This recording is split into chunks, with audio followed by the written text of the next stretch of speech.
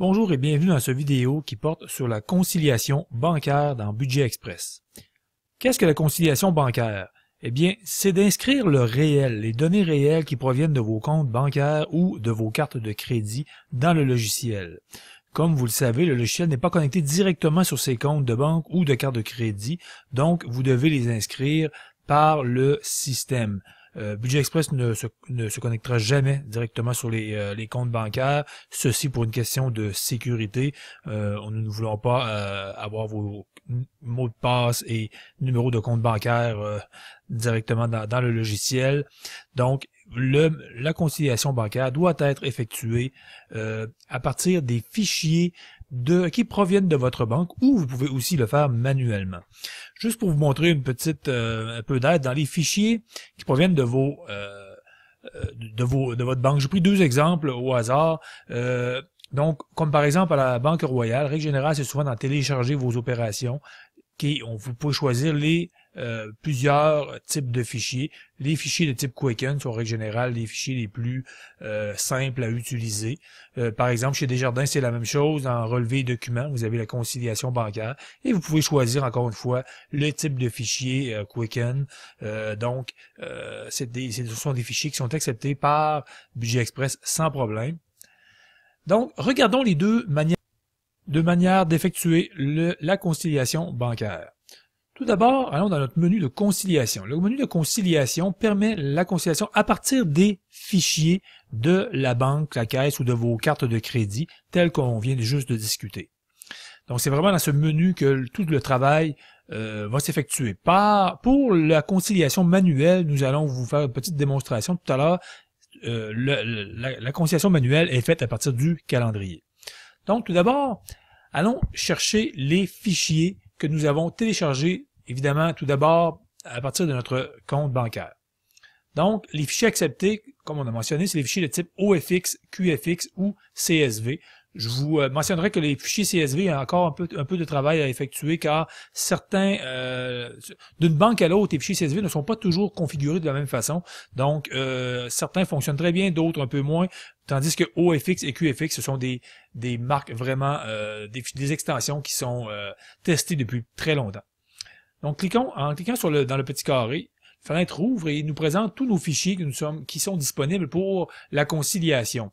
Évidemment, comme j'ai déjà fait la conciliation dans le système, mes fichiers sont déjà associés à Budget Express. C'est pourquoi vous voyez un petit cochon comme logo. Donc, si on choisit notre fichier, on voit le nom qui s'affiche ici. Maintenant, nous allons cliquer sur Suivant pour passer à la méthode d'association des transactions. Voici notre menu principal de travail pour effectuer la conciliation à partir des fichiers provenant de notre banque ou carte de crédit.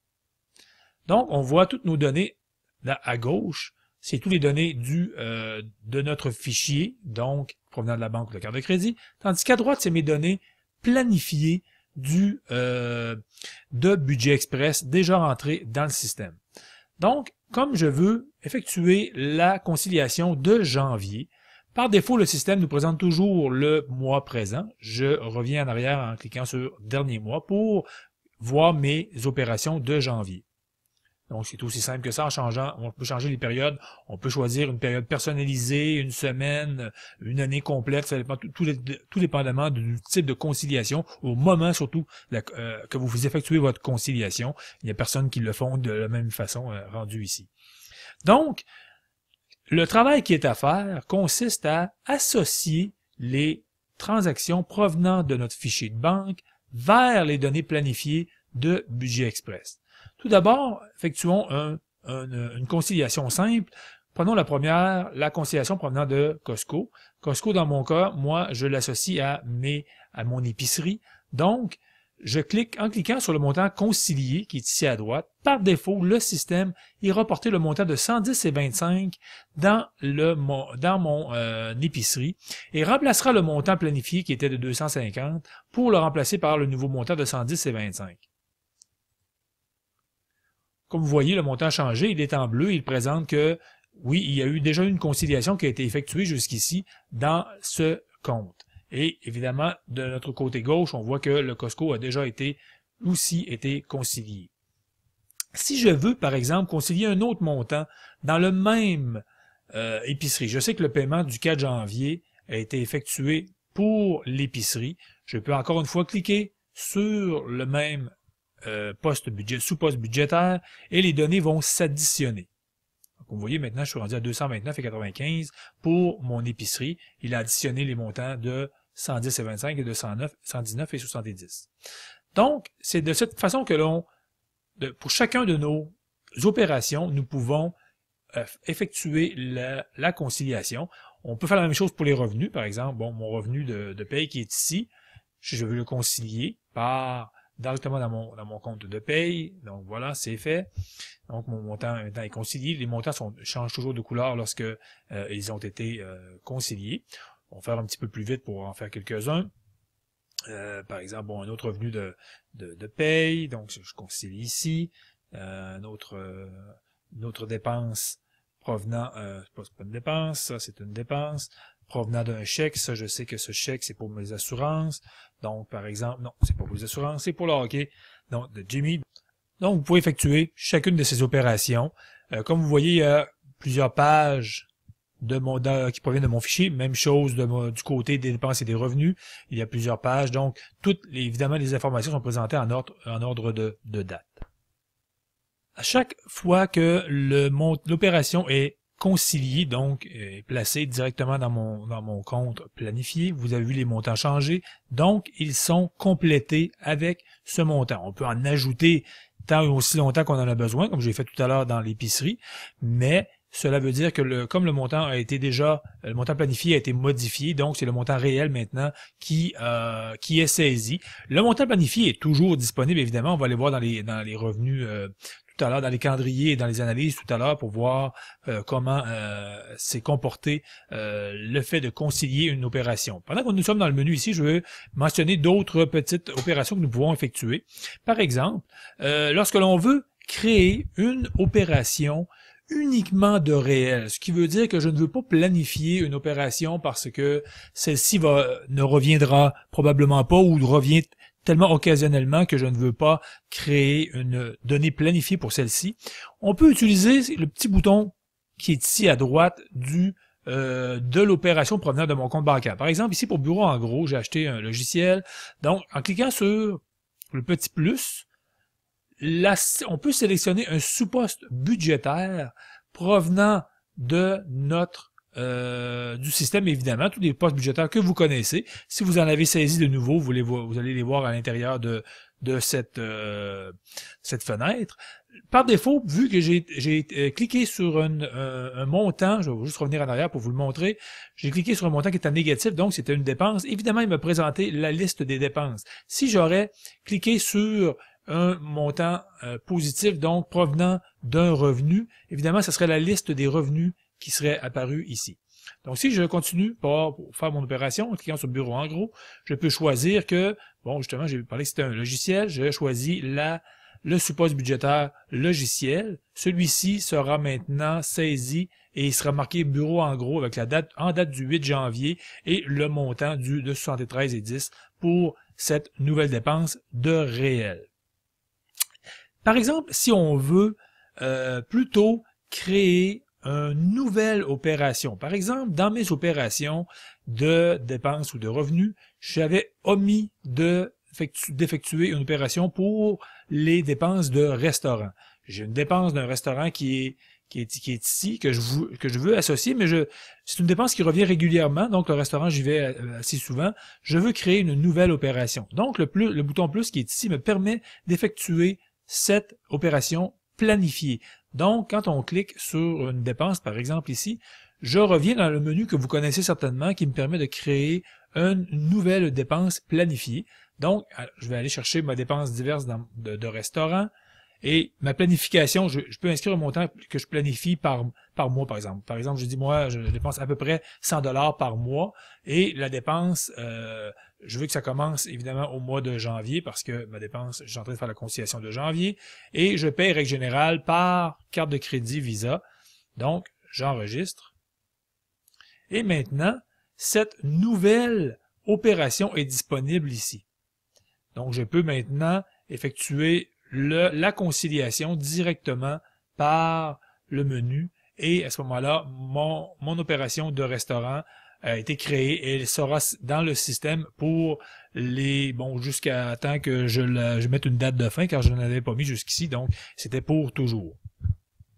Donc, en gros, c'est vraiment la façon d'effectuer les différentes opérations à l'intérieur de ce menu. Comme j'ai mentionné, ce qui est très important, c'est que là, à chaque opération, à chaque conciliation que j'effectue, les données sont sauvegardées automatiquement.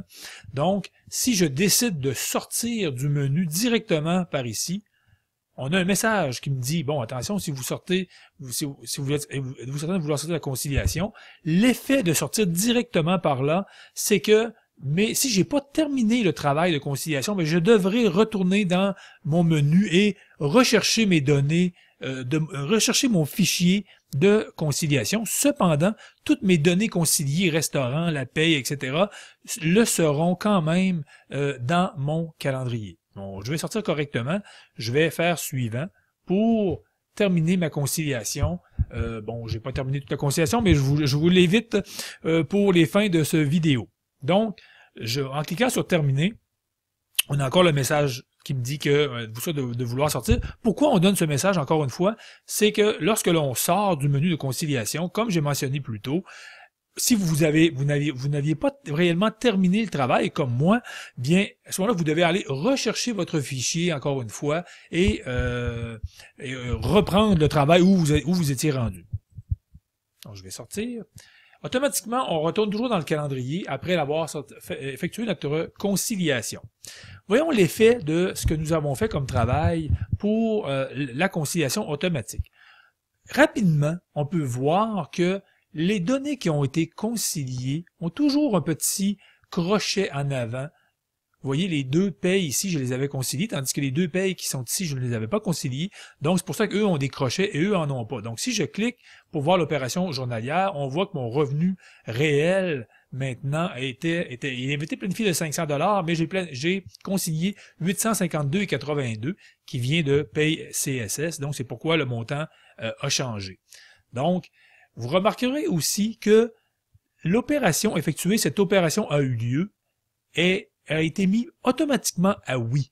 Ça, à chaque fois que j'ai cliqué sur le bouton concilier dans ma conciliation automatiquement, cette opération a eu lieu, a été mis à oui. Si par exemple je dis non, dans le fond, je n'ai pas vraiment terminé le travail pour cette opération, je peux tout simplement le remettre à non. Et à ce moment-là, le montant qui était de 852,82 va revenir à 500 $. Et la petite case, la petite coche pour indiquer qu'il avait été concilié n'est plus présente. Mais on peut retourner et simplement le remettre si vous le désirez. Et on revient comme nous étions avant.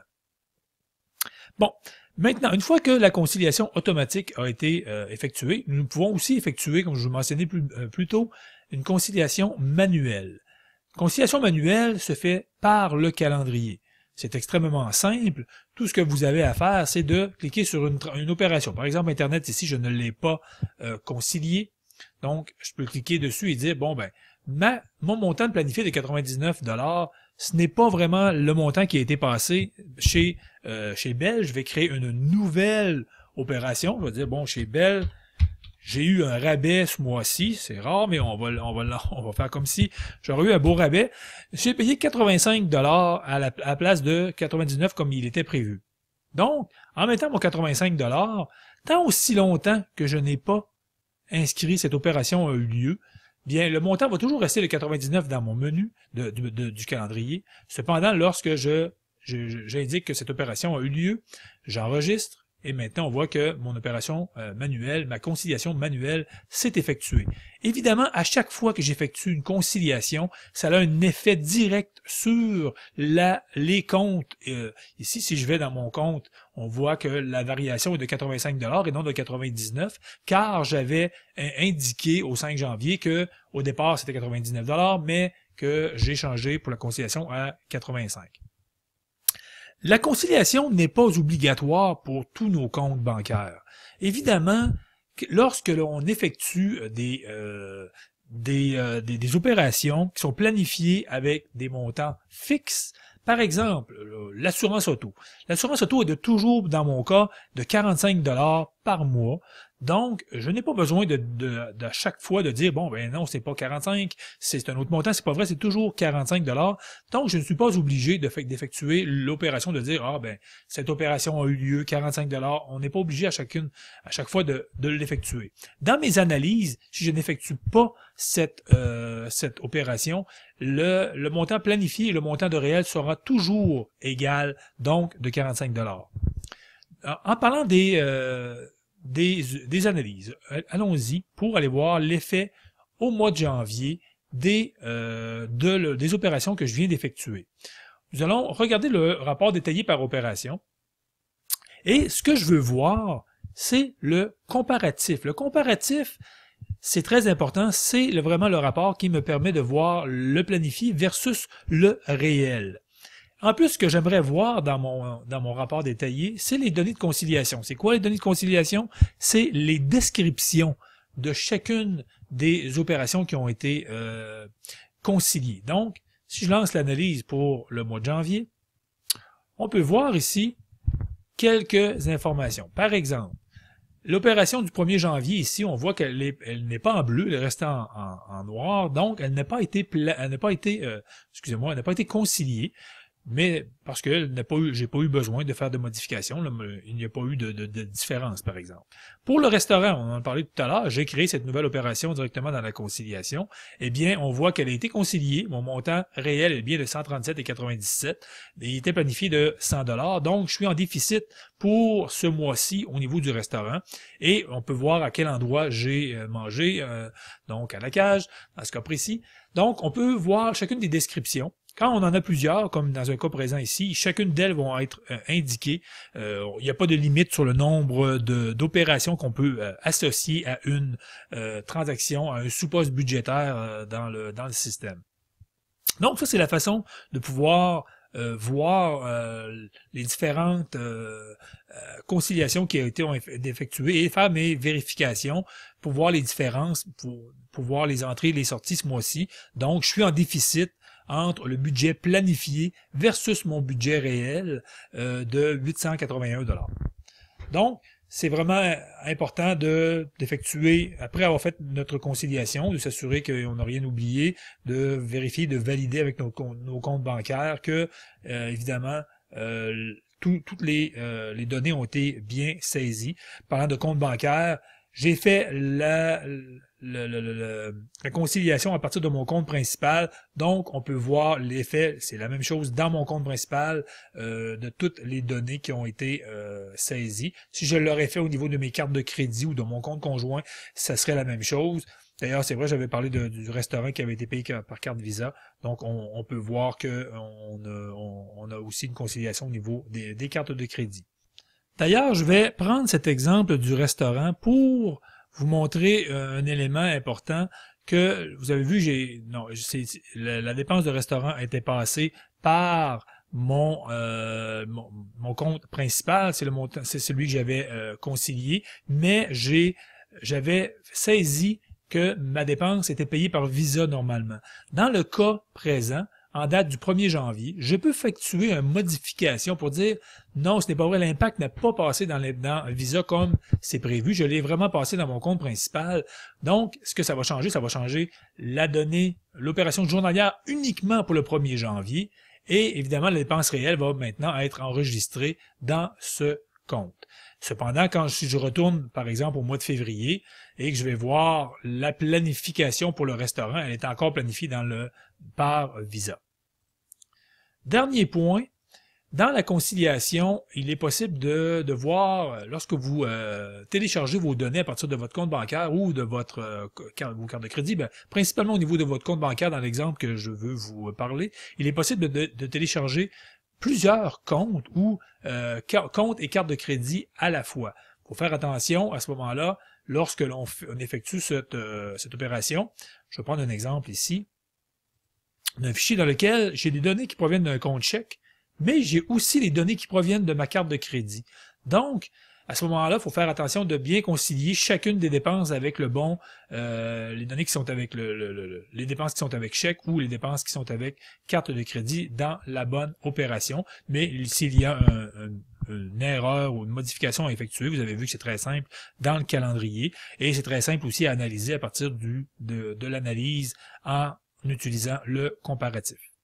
Alors voilà, ça conclut cette vidéo sur la conciliation bancaire.